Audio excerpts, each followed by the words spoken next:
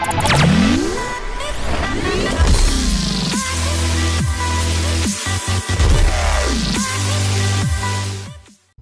guys, Moneyman300 back for some more Red and Blue for 1 and 2, and this time we have our RUF build.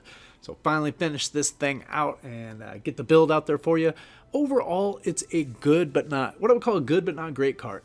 But what I really like about it is just, I mean, look at it. That is a super cool car.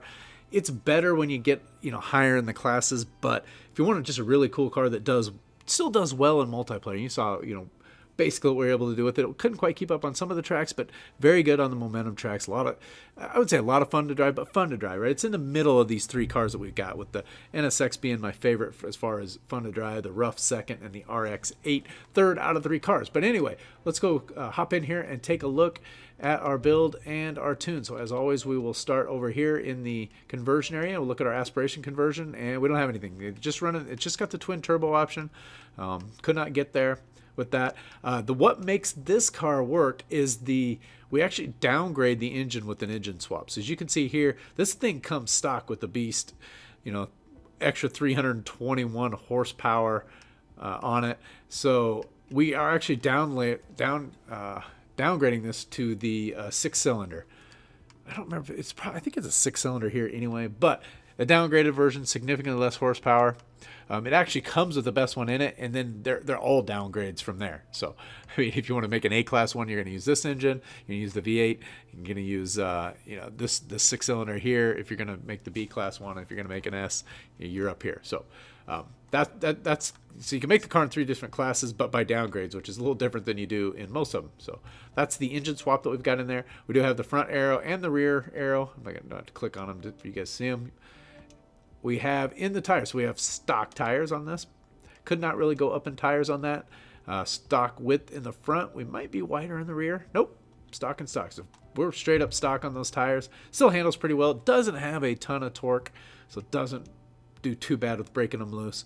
And we got the 5.6. I don't even know how to say that. Anyway, got the ZR 520 rims on this bad boy. And then let's take a look at our width. Stock width, or stock, okay. Why do I keep saying that? Does it look like they're different? Look like the rear and the front. Huh. So 19-inch wheels there, and 19-inch wheels in the back. So they are the same. It almost looks like they're a little different, like the width of the tires is different, but that's just a picture. All right, over into our drivetrain. Take a look here, and we do have the transmission. That actually did make a fair amount of difference, so you do want that sport transmission on there. And how's our drive line looking? Yep, can't add anything to there. And then our race differential. Over into the handling area, we're going to have race springs, race front roll bars, race rear roll bars, and did we end up? Nope, no roll cage. You can get, again, the 3 PI back for the weight, but just doesn't do much for you. Now, we did go with full race weight reduction, and that's pretty significant. If you want to make this car, if you're making more of a speed build, it matters, but when you're making it for like Prague and Alps, which is really what this car is built for, and you're talking about hills and those things, I wanted to get the weight out of it. So we do, one too many there. So do have the full weight out of there, and let's take a look here. We have stock intake, stock manifold, throttle body, stock fuel. I don't know if I did anything in here. I thought maybe 1 or 2. Stock ignition, stock exhaust. There might not be any engine upgrades.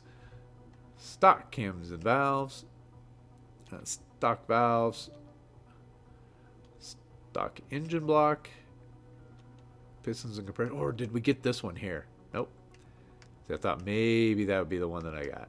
Nope. So anyway, so no engine parts on this, other than the one downgrade you do to get it into B class. So it's kind of unique to be able to get this car into B class and do it that way, which is what's kind of cool about it. So let's hop into here. We were 28 and 28 in our tire pressure. Ended up at 4.7 for the gearing. That is adjustable, and that's where I adjusted it to. Fix the graph there. One back, one click. You can see where that's at. Negative 3.5 and negative 3.2, 0, 0, and 5.0 on our alignment settings. 13.6 in the front, 20.4 in the rear on the roll bars, 609 and 617 on the springs, and a ride height of 4.9 and 5.0, 10.0 and 11.4 on our rebound with a 1.0 and 1.7 on the bump. full aero on this one. So we'll start getting into some aero. This one really kind of stabilized it out with those non-grip tires on there. Really helped with that stock tire compound. So adding that downforce in there really made a difference. 53% on the braking force with 53% on the balance with pressure at 200%, and we ended up at 25 and 11. So another car you can add to your B class inventory. Again, fun to drive, cool car. You guys will like it. It's not quite as good as the NSX, but still a good car to have out there to drive. So I'm going to wrap it up with that. Thanks.